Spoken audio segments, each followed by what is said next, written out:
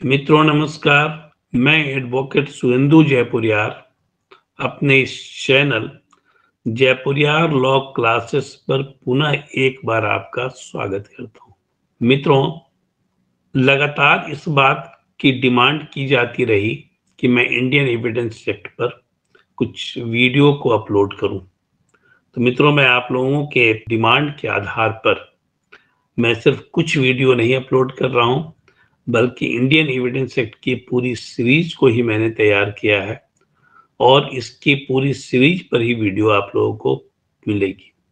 इसमें मैंने section wise इसकी व्याख्या की है, इसकी एप्लीकेबिलिटी की चर्चा की है, इसमें प्रावधान क्या है इसकी चर्चा की है मैंने, एड्यूस कैसे किया जाना है इसकी चर्चा की है, और साथ ही साथ इस बात की भी चर्चा की है कि किसे हम साक्ष्य मानते हैं और किसे साक्ष्य नहीं मानते हैं। हम मानते हैं का मेरा मतलब मैं अपनी बात नहीं कर रहा हूं। कोर्ट किस चीज को साक्ष्य मानता है और किस चीज को साक्ष्य नहीं मानता है, क्योंकि यदि कोर्ट साक्ष्य किसी चीज को मानता है तो उसके आधार पर ही कोई केस आगे बढ़ सकता है, और यदि किसी चीज को कोर्ट साक्ष्य नहीं मानता है तो फिर वह केस आगे नहीं बढ़ सकता है। जैसे कुछ दिनों पहले तक जो वीडियो रिकॉर्डिंग थी या फिर जो मोबाइल में जो मैसेज रहते थे उन्हें साक्ष्य के तौर पर नहीं देखा जाता था, लेकिन आज जब इंफॉर्मेशन टेक्नोलॉजी काफी आगे बढ़ चुकी है तब स्थिति में जो व्हाट्सएप चैट हैं, ठीक है ना, जो व्हाट्सएप वीडियोज हैं, उन सारी चीजों को भी साक्ष्य के रूप में और मजबूत साक्ष्य के रूप में देखा जाता है।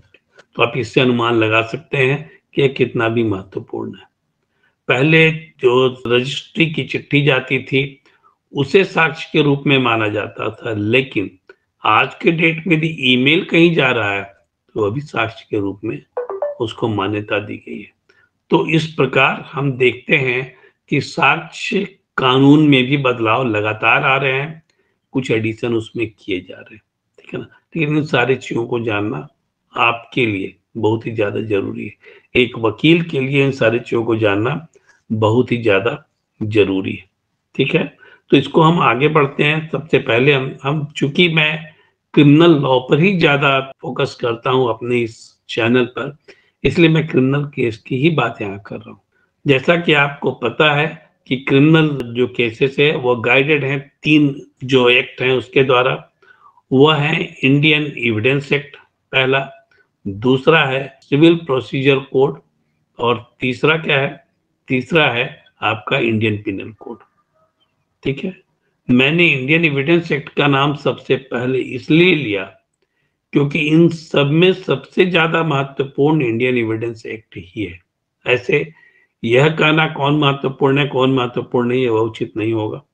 मेरी दृष्टिकोण में मैंने जो जितने सालों तक केस किया है और जहां पर तक केस का मामला है उसमें सजा दिलाने की बात जब आती है तो वहां सजा का निर्धारण साक्ष्यों के द्वारा ही होता है। इसलिए मैंने कहा कि इंडियन एविडेंस एक्ट बहुत ही महत्वपूर्ण है। ऐसे सीआरपीसी भी बहुत महत्वपूर्ण है, क्योंकि सीआरपीसी के बिना कोई भी केस तो आगे बढ़ ही नहीं सकता है, क्योंकि वहां पर प्रोसीजर की बात की गई है। तो प्रोसीजर यदि आप नहीं जानेंगे तो केस तो आगे बढ़ेगा ही नहीं। और प्रोसीजर के बाद जब आता है वह सजा निर्धारण का समय, तो सजा निर्धारण में प्रावधान तो किए गए इंडियन पिनल कोड में, उसके तहत सजा मिलती है, लेकिन यह जो सजा का प्रावधान किया गया है वो सजा कितनी मिलनी चाहिए अथवा नहीं मिलनी चाहिए, वो निर्भर करता है कि केस किस ढंग का है और केस साबित हुआ है अथवा नहीं हुआ है। यदि केस साबित नहीं कर पाया है प्रोसिक्यूशन, तब स्थिति में रिहाई हो जाएगी, और यदि प्रोसिक्यूशन ने केस को सिद्ध कर दिया है तब स्थिति में सजा हो जाएगी।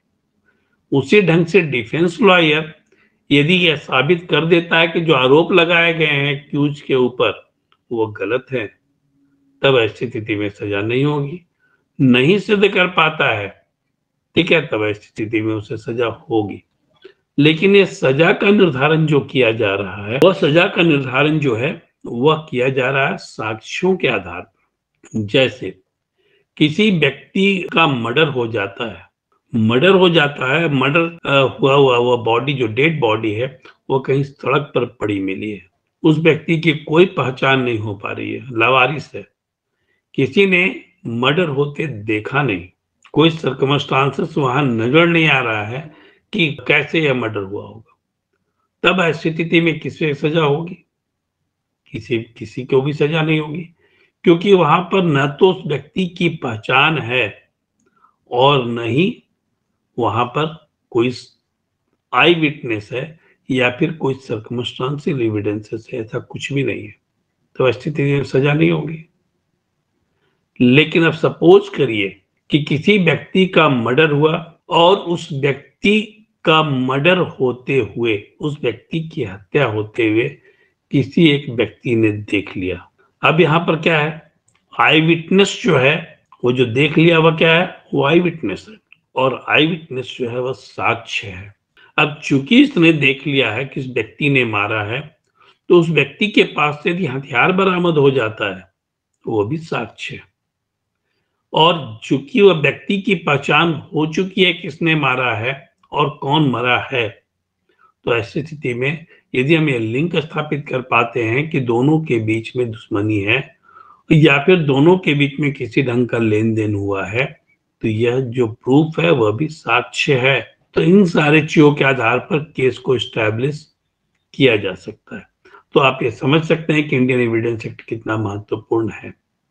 तो ऐसे तो तीनों ही एक्ट बहुत महत्वपूर्ण है क्रिमिनल लॉ में। इसको हम गीता और बाइबल के रूप में या कुरान के रूप में देख सकते हैं, या तो इंडियन एविडेंस एक्ट है, या फिर वो इंडियन पिनल कोड है, या फिर वह सीआरपीसी है, क्रिमिनल प्रोसीजर कोड है। सभी उतना ही महत्वपूर्ण है और किसी को भी कम और बेसी कर नहीं आंका जा सकता है। लेकिन सजा दिलाने में सबसे ज्यादा योगदान चूंकि साक्ष्य कानून का है, इसलिए मैं इसे थोड़ा वेट ज्यादा देता हूं। साक्ष्य कानून में कुल 11 चैप्टर है, ठीक है, कुल 11 चैप्टर हैं और 167 सेक्शंस हैं, 167 सेक्शंस उसमें है, जिसमें कि प्रावधानों की चर्चा तो की ही गई है।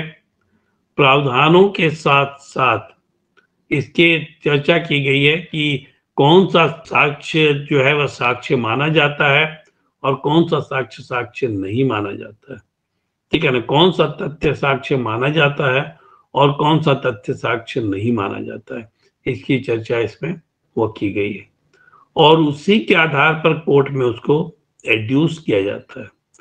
दूसरा, इसमें एप्लीकेबिलिटी की चर्चा की गई है कि वह कहाँ एप्लीकेबल होगा, ठीक है ना। साक्ष्य जो है वह कहाँ एप्लीकेबल होगा।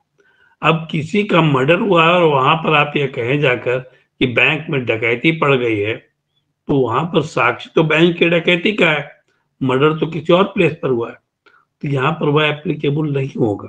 तो एप्लीकेबिलिटी की भी चर्चा की गई है यहाँ पर, और कैसे एड्यूस किया जाएगा, मतलब कोर्ट में कैसे उसको रखा जाएगा, इसकी चर्चा भी की गई है।